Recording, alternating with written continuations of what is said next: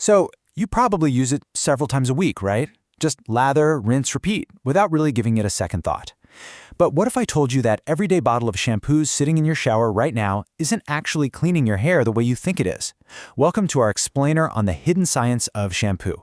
Today we are diving deep into the massive marketing myths and the, frankly, shocking realities of hair care that the industry doesn't really want to talk about.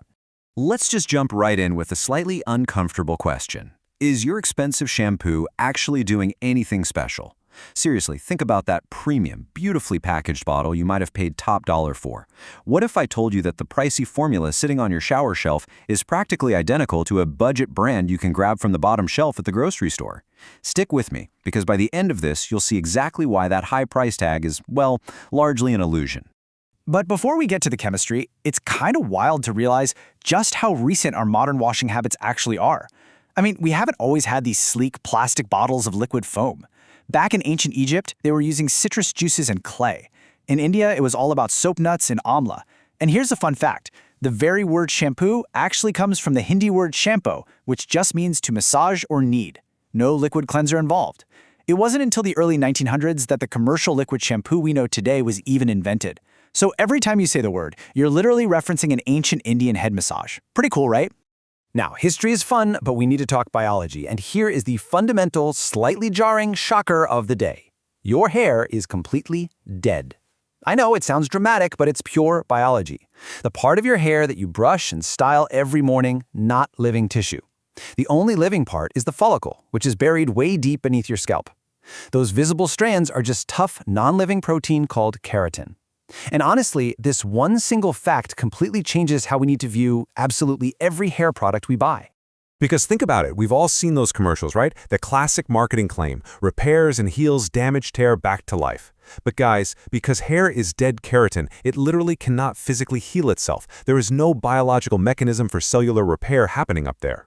When companies say they're bringing dead hair back to life, what their special ingredients are actually doing is just temporarily filling in tiny microcracks on the surface of the hair. It's exactly like polishing a scratched wooden table. You aren't healing the wood, you're just laying down a smooth layer over the damage until it washes right off in your next shower. So if shampoo isn't healing our hair, what is it actually doing? Well, it's executing a very basic molecular process using chemicals called surfactants. And these little molecules are the real heroes of your shower. Picture this. Each molecule has two distinct ends. One end absolutely loves water, and the other end loves oil. So when you lather up, the oil-loving ends grab onto all that excess sebum and daily dirt on your head. Then, when you rinse, the water-loving ends catch a ride with the shower water, yanking all that trapped dirt right down the drain. It's not magic, and it's definitely not luxury. It's just a highly effective chemical reaction. Armed with that science, let's rapidly bust some of the biggest marketing illusions in the beauty industry. First up, the idea that more foam equals better cleaning.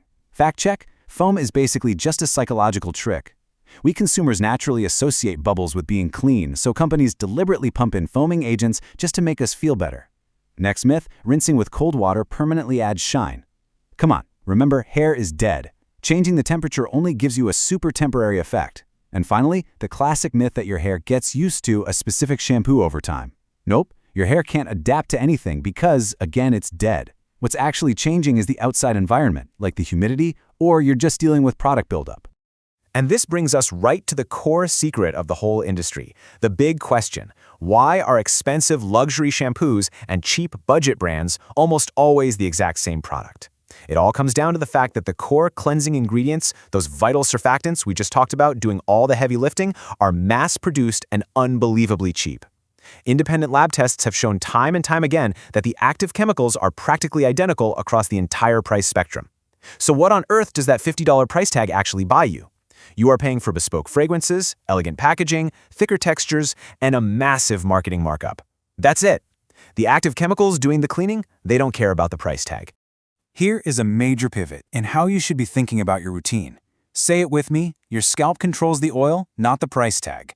Have you ever vigorously scrubbed your hair, totally convinced you're getting it super clean, only to find it looking totally greasy by the very next day? You might immediately blame your shampoo. But here's what's really happening. Your scalp has thousands of tiny glands constantly producing a natural oil called sebum, and that oil is there to protect your hair. When you wash too aggressively, you stripped all that natural oil away. your skin completely panics and overcompensates by pumping out even more. So you've got to focus on what your scalp needs rather than just scrubbing as fiercely as possible. Okay, so if the price tag doesn't matter, what metric actually does? Well, it's this number right here, 4.5 to 5.5. That is the ideal pH level for healthy hair. You see, hair naturally prefers a slightly acidic environment. When you use products that are too alkaline, which happens a lot with traditional bar soaps, it physically lifts the tiny cuticles on the outside of your hair strands, and raised cuticles mean your hair is going to snag, tangle, and look incredibly frizzy. The good news is, most modern liquid shampoos are carefully balanced to hit this acidic sweet spot, keeping those cuticles lying flat, smooth, and happy. But wait, what if you're doing everything right? You're using a perfectly pH-balanced shampoo, but your hair still feels absolutely terrible. Well, sometimes the product isn't the problem at all. It's actually the hidden minerals in your local water supply. If you live in an area with hard water, high levels of calcium and magnesium are literally raining down on your head every time you shower. These sneaky minerals stick right to your dead hair strands, leaving them feeling stiff, dull, and unmanageable, which basically renders even the best hair products completely ineffective.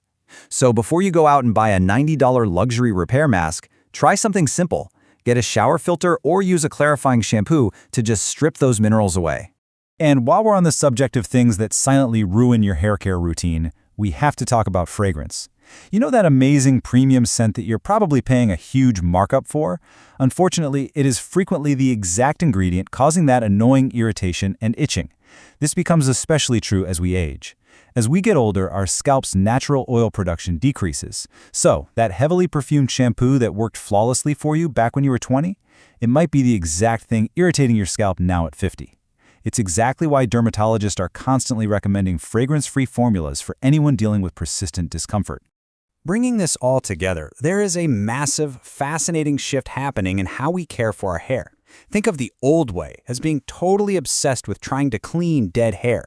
We were constantly switching brands, throwing money at luxury bottles, all while hoping for some kind of miraculous cellular repair. But the new way? That's based on actual science. It's about nurturing the living scalp microbiome, keeping an eye on your local water hardness, and hitting that perfect acidic pH. Researchers are even working on next-gen shampoos right now that use probiotics and AI-designed ingredients to maintain a healthy ecosystem on your scalp, rather than just blasting everything away with a mountain of heavy lather. Which leaves us with this final, really powerful question.